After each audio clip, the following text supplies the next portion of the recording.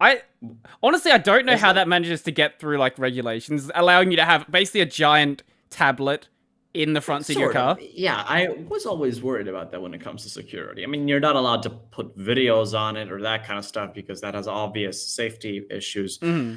I don't can't even have video call, but I saw that like some video call programs that are exclusively for video calling Hmm. are available on Android Auto and stuff. I haven't tested it out, but if that happens, that's a major danger. But I don't know. I don't these things, these Android Auto, these smart watches, all these things are just trying to get a screen crammed into everything possible. Hmm. I hate them. I hate them. I really don't like them. Hmm. I try to avoid them like the plague. It's better if a car has a traditional radio, traditional everything, Hmm. because it's far easier to maintain, far easier to sell the car later. It's just better. Well, yeah, the problem with Android Auto is the same problem that selling a phone has, is that it's gonna stop getting updates very quickly.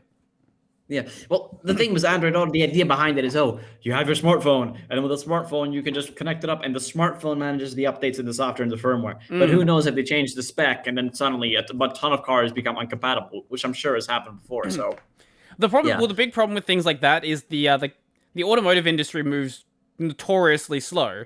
Like you'll have a yeah, car come exactly. out, it'll have a brake issue, and then it'll take like 6 months to do a recall. Exactly. Yeah, it is. It's very very slow. So that kind of these kind of fixes, if they mess up once with Android Auto, some vulnerability in it or whatever, they can't fix that.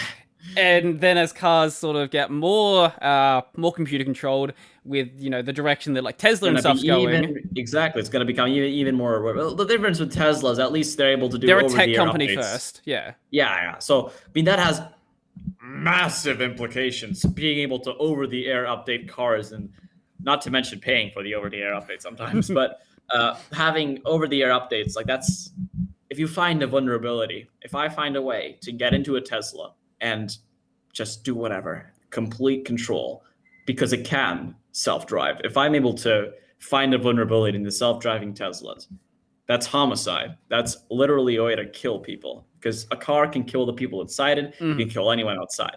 So I don't doubt the technology. I don't doubt the ability to cars to drive themselves. I don't doubt the ability of cars to be electric. Hmm. I doubt strapping a computer on a car, connecting it to the internet, and passing updates through it. Hmm. You better have the best security engineer, best computer engineers in the world. You better have the best guys, best security in the world, or you're completely screwed. Yeah, I think the Yeah. only the only way that I would like trust, no, I don't, I still don't like it. The only way I would potentially trust a fully computer controlled car is if it doesn't do over the air updates. The only way to update it is to plug an Ethernet It's cable into it. exactly. Or plug in a USB with the Mm. the little flash file, and then flash it to it, or something like Even that, so, like you would do with a router. yeah, yeah. Even so, you still have the issue where I don't exactly want my brakes to be controlled by a computer. Yeah, Can I just you like want put? it to be a thing you can Yeah, press. Yeah. I like my manual brakes. They're nice. They work. Yeah, the solution is that when it comes to a lot of these cars, a lot of people are moving within the automotive industry, as you said, moves very slowly, but they are generally shifting over to this idea Mhm. of what's the word again? Well, it's not well drive by wire, but it's actually called originally fly by wire Mhm. because all this began with Air Force aircraft, and the idea is well. The problem with many Air Force aircraft is if you've ever looked at how one is built, if you Mhm. have any idea of aerodynamics, and the basic concepts of how you're meant to build a plane, Nope. wrong. These Right. are built wrong. They're inherently aerodynamically unstable, at least the more modern ones. Mhm. So if you look at aircraft from the 1940s, before they had these computers, completely different shape, completely different everything. The reason they're designed differently these days is because it has various different advantages when it comes to like mobility. Mhm. And to fix the problems of, hey, if I pull up on this manually, it's literally going to overcompensate and then flip me over and I'm going to die. To fix that, every single control in modern fighter jets Mhm. and modern jets, just for your information, the recent last 10 years, this has been shifting to all modern aircraft, is fly by wire. So you pull up, you're not pulling up. The computer thinks you're pulling up, and the Mhm. computer knows how to make you pull up. And the computer understands the nuances and aerodynamic effects, so it can compensate properly as if you were just controlling it manually and the plane wasn't inherently flawed. Mhm. So that same thing's happening with cars, where soon you're going to be turning a steering wheel. You're not turning a steering wheel, you're turning a resistor or something that actually turns then the wheel. The computer turns the wheels, and it's able to compensate and then fix the issues. So that currently most cars don't fully have this. Most cars have it where you drive, it's all physically manual, you have a physical handbrake, physical everything. Then the computer can intervene, but it's not forced, and you can kill switch it. And we've seen this aircraft issue arise when aircraft. Well, obviously, you'll always have a manual control on an aircraft. It's always built in. But we've seen this problem rise when the computer has any power at all.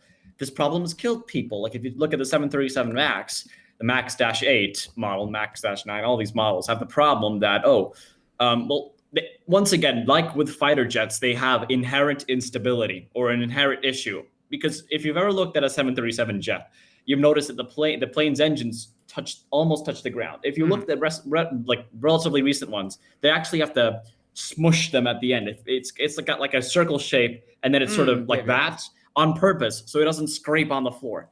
With the MAX, these new aircraft engines they have are much bigger. These new General Electric ones, and they cannot put them without completely changing the landing gear and making the plane higher. So what they did was they moved them forwards and up. So that causes an issue because now your center of mass is forwards.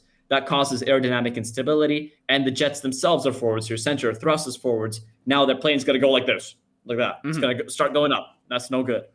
So what did they build in? Well, this was up to the computer engineers to fix, and they made this system called MCAS, which was once again an integrated system into the actual MAX.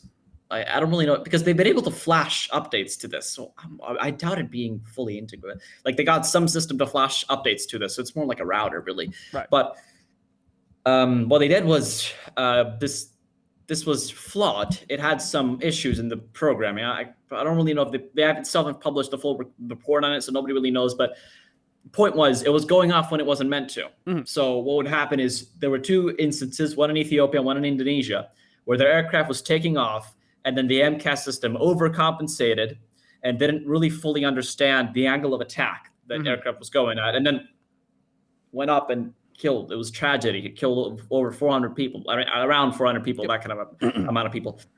And that's the problem with these cars, with these planes, with everything, is that you're trusting a computer to do things that used to be entirely human. And humans are flawed. Don't get me wrong. Humans make lots of mistakes, and human mistake is inevitable. But a computer can be designed to have issues. It can be designed, and it's left that way forever.